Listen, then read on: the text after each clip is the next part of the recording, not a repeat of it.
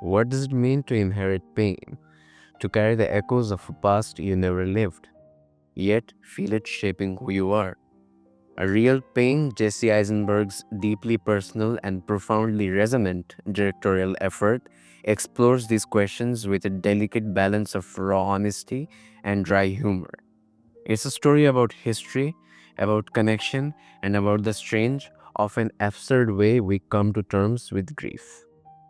At its heart, A Real Pain is about two cousins, David, measured and methodical, and Benji, wild and unpredictable, who embark on a trip to Poland to honor their late grandmother. It should be a time for quiet reflection, a way to connect with their family's past. But nothing about life or grief is ever that simple. Their journey becomes a roller coaster of self discovery, moments of hilarity colliding with profound introspection. But here's where Eisenberg does something special. He doesn't just make you feel the weight of their pain, he makes you laugh at its absurdity. And somehow, in that laughter, the grief feels even more real. So, how does this film weave humor into its exploration of loss without ever feeling shallow? Let's break it down.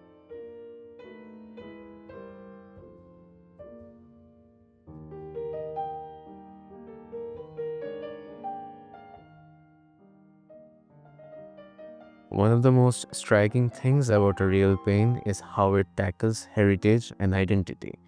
As David and Benji walk through Poland, they're not just retracing their grandmother's steps, they're confronting the weight of history itself. What does it mean to belong to a culture shaped by both resilience and loss? How do you grieve for something that never directly happened to you, yet still lingers in your bloodline? In one of the film's most quietly devastating moments, Benji wonders aloud, "What if we never left?" It's a single line, but it carries generations of heartbreak, the unspoken question of what their lives and their very existence might have been. These aren't just two men on a trip, they're two fractured souls trying to piece together who they really are. So sorry, yeah. We come here every tour, and the food is wonderful, but the music can be a little bit kitschy sometimes. Anti-Semitic pricks. Well, I don't know about anti-Semitic, like the owners are Jewish, but... Ugh. Sorry, please continue, Marsha. So my Uncle Eisenberg Sam. understands something deeply human. Sometimes the only way to survive pain is to laugh at it. The humor in A Real Pain doesn't undercut the grief, it amplifies it. It reminds us that sadness doesn't exist in isolation. Real life is messy, and sometimes the funniest moments happen in the middle of our darkest days. Take the dinner scene. Benji makes a wildly inappropriate joke, and for a moment, the air in the room thickens. But then, something shifts. The tension breaks, and the laughter spills out. Reluctant at first, then cathartic. This isn't just a comic relief, it's a coping mechanism. And in that, A Real Pain captures something so real, it almost hurts. Grandmother. Grandma Dory. Yeah, our grandmother, Dory, whose house we're seeing on Thursday, was also just this, amazing woman. She was just like one of these, like, bygone realist types that you don't see anymore, just like blunt and tough. And, I mean, to be honest, I was like scared shitless my whole childhood of her. I was never scared of her. That is true. That is true. No, she and Benji had some like special secret language. They always said exactly what was on their minds, didn't you? Yeah, no choice. Yeah. David and Benji are two sides of the same coin, opposite in every way, yet bound by something neither fully understands. David is restrained, he's logical, composed, always trying to keep things in order. Benji is chaos, loud, impulsive, always running from something. And in their friction, we see the heart of the film. Their dynamic isn't just about personality clashes, it's about how people grieve differently. David holds his pain close, almost afraid to let it show. Benji throws his pain into the world as if daring someone to catch it. But here's what makes their relationship so compelling. There is no right way to grieve, no correct way to carry pain. Eisenberg doesn't take sides, he just let them be.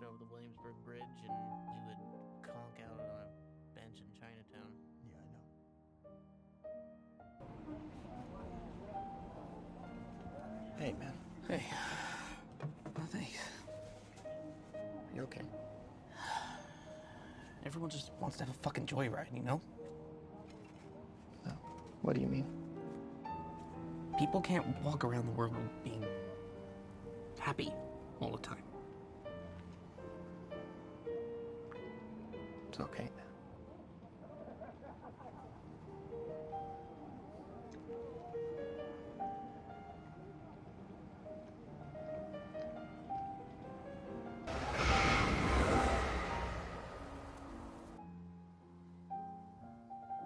Every road trip movie is about more than just its journey. It's about what changes along the way. In A Real Pain, the journey isn't just about Poland.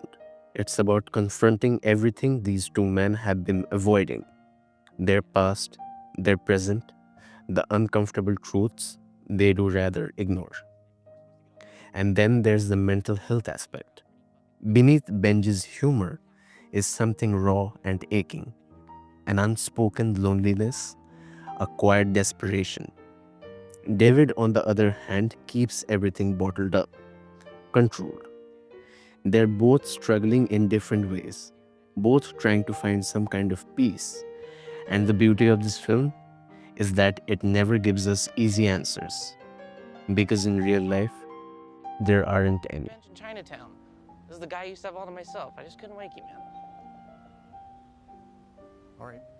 All right, so what do we do now? Oh, yeah. Got that shit worked out, dude. Did you? Yeah, while you were sleeping. Okay. So we just get on a train going in the opposite direction. Yeah, And we don't even have to pay for tickets. We just avoid the conductor until we get there. Do this kind of shit all the time upstate. It's fucking foolproof. This might be us, dude. Really? Run, run, run, run. Great. A Real Pain isn't just a film, it's a reflection of life itself. Messy, funny, heartbreaking. It reminds us that grief doesn't follow a script, that identity is complicated, and sometimes the only way to move forward is to laugh through the pain. So tell me, how do you process grief? Is humor a mask or a form of healing? Let's talk in the comments. And thank you so much for watching.